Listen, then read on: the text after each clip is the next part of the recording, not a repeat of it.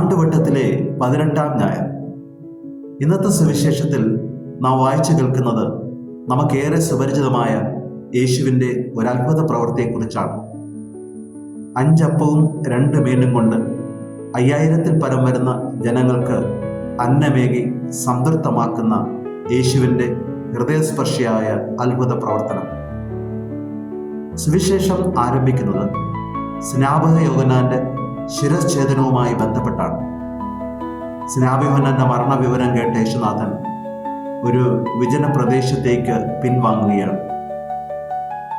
ഏറെ നേരം കഴിഞ്ഞപ്പോഴേക്കും യേശുവിനെ തേടിയെത്തുന്ന ജനങ്ങളെയാണ് നാം കാണുന്നത്.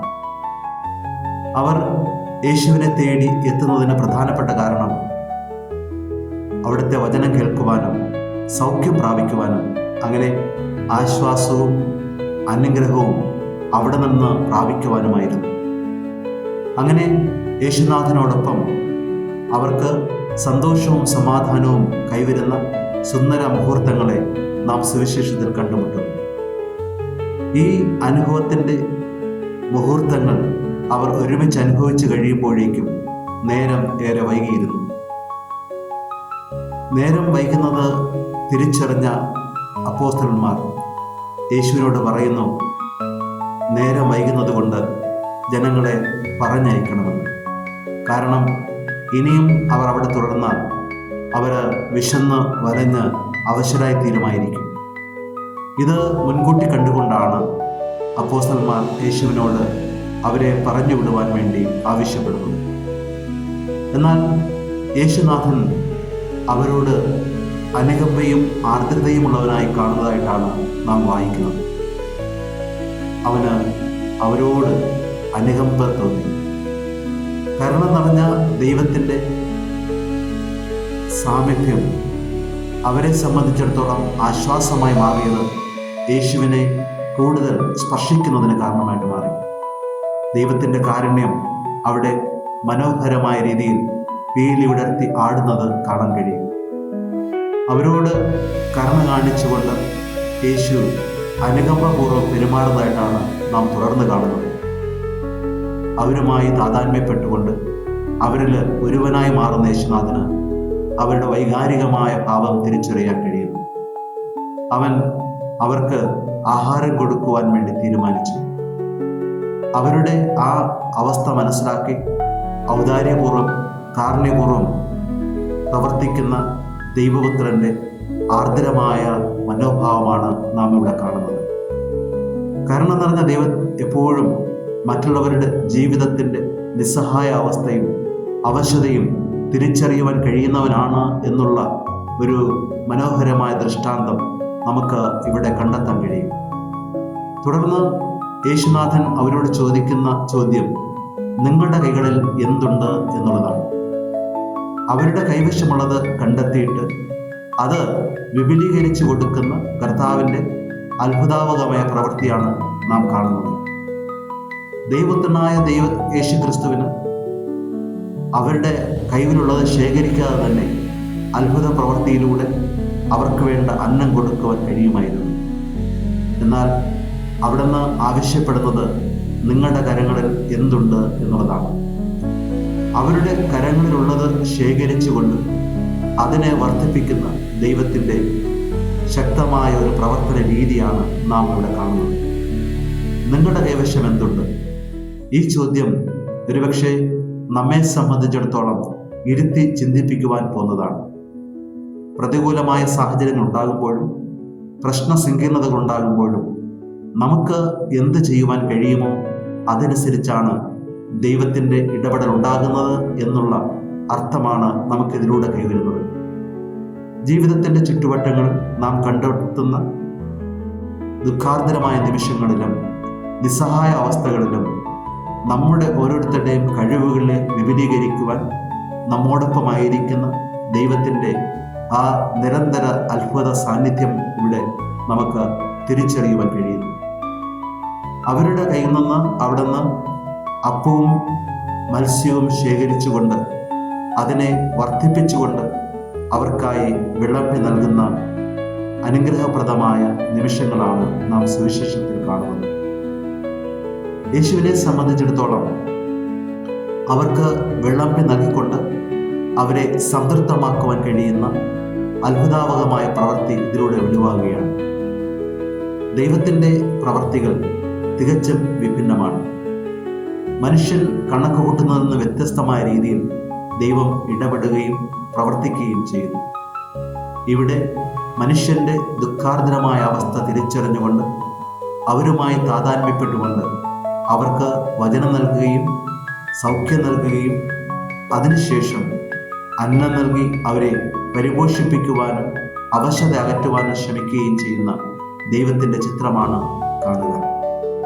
അതിന് അവിടുന്ന് ഉപയോഗിക്കുന്ന രീതി നമുക്കുള്ളത് ശേഖരിച്ചുകൊണ്ട് അതിനെ വർദ്ധിപ്പിച്ച് പങ്കുവയ്ക്കുന്ന വ്യത്യസ്തമായ ഒരു രീതിശാസ്ത്രമാണ്.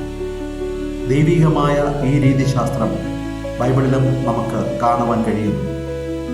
പഴയ നിയമത്തിൽ ഇസ്രായേൽക്കാരെ മോചിപ്പിക്കുവാൻ ദൈവം തിരഞ്ഞെടുത്ത മോസസ് തൻ്റെ കരങ്ങളിലെ വടിയിലൂടെയാണ് ജനങ്ങളെ ആനയിച്ചു കൊണ്ടുപോയതെന്ന് നമുക്ക് കാണാൻ കഴിയും. വടി ഉയർത്തുവാൻ പറയുമ്പോഴൊക്കെ അത്ഭുതങ്ങൾ പ്രവർത്തിക്കപ്പെടുന്നതായി നാം കാണുന്നു. അവിടെയും ആ വടി അവൻ്റെ കയ്യിലെ ഒരു ഉപകരണമായിട്ട് മാറുകയും ആ ഉപകരണത്തിലൂടെ ദൈവം അത്ഭുതങ്ങൾ പ്രവർത്തിക്കുകയും ചെയ്യുന്നതായി കാണാം. ദാവീദിൻ്റെ ജീവിതത്തിൽ ഗോലിയാത്തിനെ തകർക്കുവാൻ ദൈവം ഉപയോഗിച്ചതും ദാവീദിൻ്റെ കയ്യിലുണ്ടായിരുന്ന അവൻ്റെ ആയുധമായിരുന്നു. അവൻ്റെ കയ്യിലെ ആ ചെറിയ ആയുധം കൊണ്ട് മല്ലനും ധീരനും ശക്തനുമായ ഗോലിയാത്തിൻ്റെ തല തകർക്കുവാൻ തക്ക രീതിയിൽ ആ ചെറിയ ആയുധം ദൈവം ഉപയോഗിക്കുന്നതായിട്ട് കാണാൻ കഴിയും. പുതിയ നിയമത്തിലേക്ക് കടന്നു വരുമ്പോൾ പരിശുദ്ധ കന്യകാമാതാവ് തൻ്റെ അതേ എന്നുള്ള മറുപടിയിലൂടെ ദൈവമാതാവായി പരിണമിക്കുന്നതിന് കാരണമായിട്ട് മാറി. ശിഷ്യന്മാരുടെ ബലഹീനതകളും കുറവുകളും അവരുടെ ജീവിത സമർപ്പണത്തിലൂടെ ദൈവം സ്വീകരിക്കുകയും അത് അത്ഭുതാവഹമായ സംഭവങ്ങളായി പരിണമിക്കുന്നതിന് കാരണമായിട്ട് മാറുകയും ചെയ്തു. ഇവിടെ എല്ലായിടത്തും ദൈവം ആവശ്യപ്പെടുന്നത് പൂർണ്ണമായ സമർപ്പണമാണ്. ദൈവികമായ ഹിതം മനസ്സിലാക്കി ആ ദൈവിക ഹിതത്തിന് മുന്നിൽ അവിടത്തേക്കുള്ള ഒരു പൂർണ്ണ സമർപ്പണം ആവശ്യപ്പെടുന്നു. നൽകല് എന്നത് തന്നെ സമർപ്പണമാണല്ലോ. അപ്പവും മത്സ്യവും നൽകിയത് അവരുടെ ജീവിത സമർപ്പണത്തിൻ്റെ അടിസ്ഥാനപരമായ അടയാളം പോലെയാണ്. അതുതന്നെയാണ് ദൈവം ഓരോ ക്രൈസ്തവനിൽ നിന്നും ആവശ്യപ്പെടുന്നത്.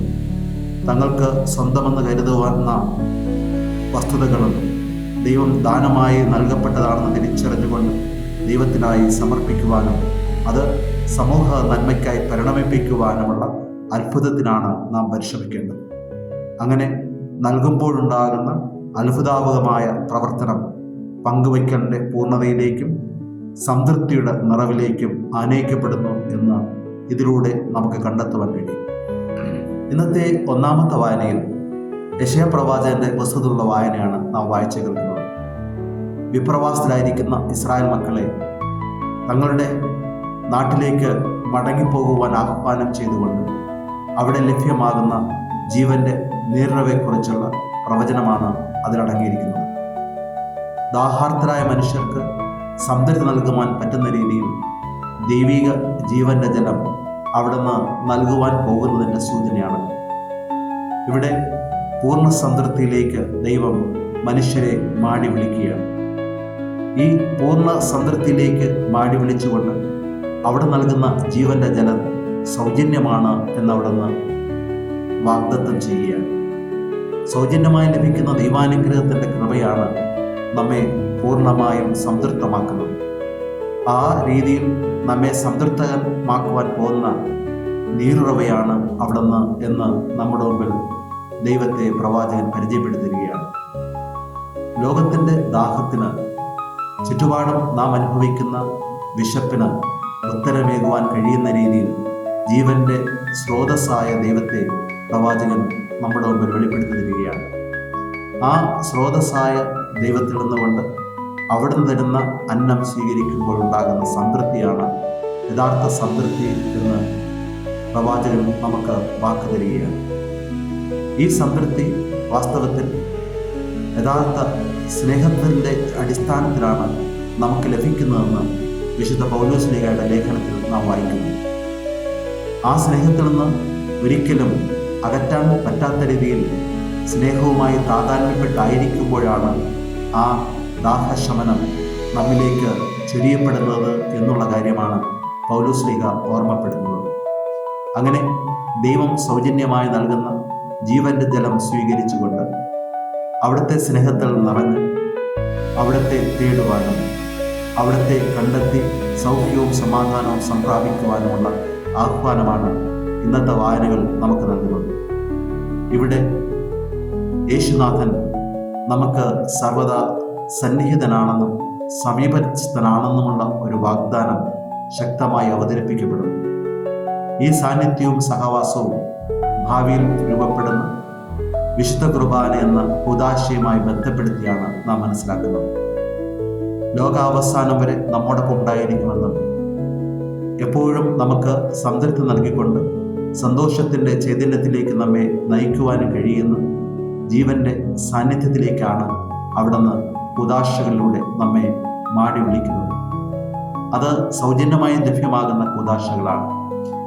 സൗജന്യമായി ലഭ്യമാകുന്ന ആ കൂദാശകളുടെ ശക്തി തിരിച്ചറിഞ്ഞുകൊണ്ട് അവ സ്വീകരിക്കുവാനും അവയിലൂടെ ആനന്ദം കണ്ടെത്തുവാനും അങ്ങനെ സനാതന ജീവിതത്തിൻ്റെ പന്ഥാവിലൂടെ മുന്നോട്ട് പോകുവാനുമുള്ള ഒരു ആഹ്വാനമാണ് സുവിശേഷം നമുക്ക് നൽകുന്നത്.